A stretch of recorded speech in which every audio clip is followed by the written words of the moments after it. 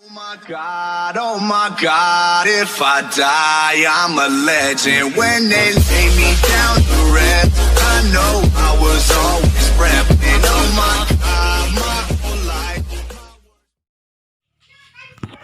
Oke, terima kasih buat kesempatan yang tersedia bagi saya. Salam. Shalom. Oke, sekali lagi, salam. Shalom. Kali ini saya mau bersaksi, saya mau menyaksikan kuasa Tuhan di dalam kehidupan saya. Ada yang siap untuk dengarkan kesaksian saya? Oke. Saya dari kampung Hamonggo Katoda. Mungkin ada yang kenal saya. Dan di kampung saya itu terkenal dengan masih banyak keluarga yang masih belum percaya sama Tuhan. Dan saya hidup di tengah-tengah keluarga yang belum mengenal Tuhan Yesus. Dan kesaksian saya adalah sebelum saya mengenal Yesus, waktu itu saya masih tinggal di kampung. Dan saya tidak sekolah. Dan keluarga saya itu mayoritas Katolik semua. Termasuk saya sendiri Katolik. Dan saya SMP itu sudah berhenti sekolah karena hilang ijazah, jadi saya tidak sekolah lagi. Dan pada akhirnya saya tinggal di kampung itu, dan saya selalu mencari tempat persekutuan. Tapi sekalipun saya di kampung dan tidak ada keluarga yang mengajak saya untuk masuk di gereja, tapi saya selalu mencari tempat persekutuan.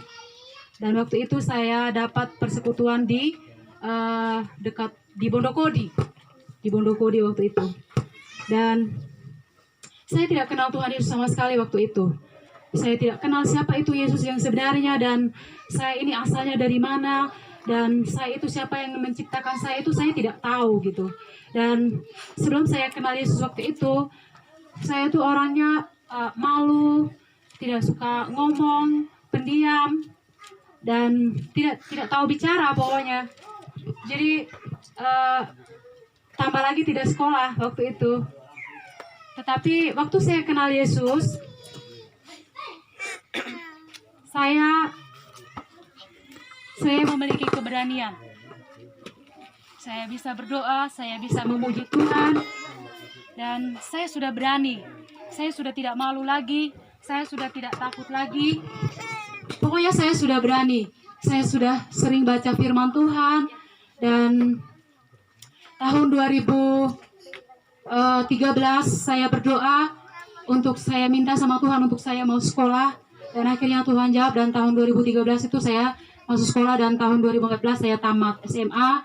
Dan setelah saya tamat saya ke Bali, dan sampai di Bali sana saya bergabung di komunitas yang membawa saya lebih kenal Tuhan lagi. Jadi di sana itu saya kenal Tuhan, dan saya bisa pelayanan, saya bisa berkhotbah, saya bisa melayani orang-orang yang tidak mengenal Tuhan juga, termasuk si Markus Daku, termasuk si Apri.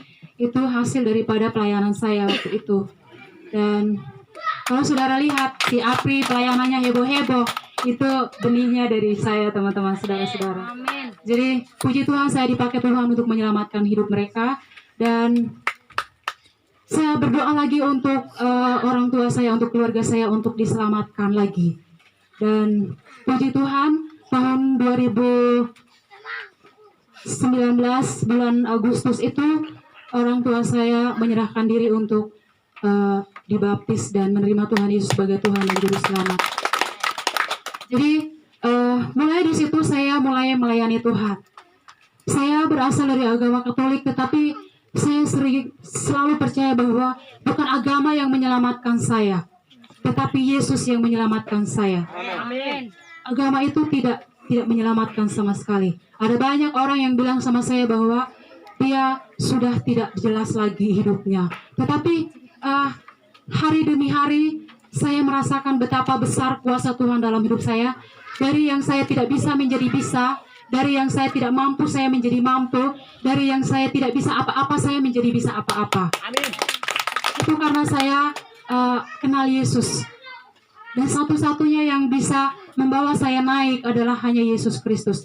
Kalau saja waktu itu saya tidak kenal Yesus, saya tidak menyerahkan hidup saya kepada Tuhan Yesus, yang jelas saya tidak berdiri di depan saudara saat ini, dan saya tidak bisa bicara. Jadi saya mau kesaksian bahwa banyak sekali masalah demi masalah. Saya dipukul sama orang karena saya melayani Tuhan. Saya dicaci maki, saya dilaporin lah di ke pemerintahan. Tetapi saya tidak berhenti untuk melayani Tuhan. Karena apa? Kalau orang yang melayani Tuhan pasti disiksa dan dianiaya. Amin? Pasti disiksa. Nah, itu yang saya selalu pikir, bahwa kalau saya tidak disiksa berarti saya bukan pengikut Kristus. Amin? Amin. Berarti kalau saya disiksa, saya sudah menyadari bahwa saya seorang pengikut Kristus karena Yesus sendiri disiksa. Amin. Amin. Jadi saya bersyukur waktu itu sampai saya sekolah lagi dan sampai saya kuliah sekarang. Saya kuliah pendeta loh. Dari yang tidak sekolah menjadi saya kuliah. Jadi itu yang membuat saya bangga untuk terus ikut Yesus. Dan saya mau bilang bahwa jika ada di antara kita di sini yang masih ragu-ragu untuk ikut Yesus, ayo, ini kesempatan terbesar untuk kita menyerahkan hidup kita kepada Tuhan.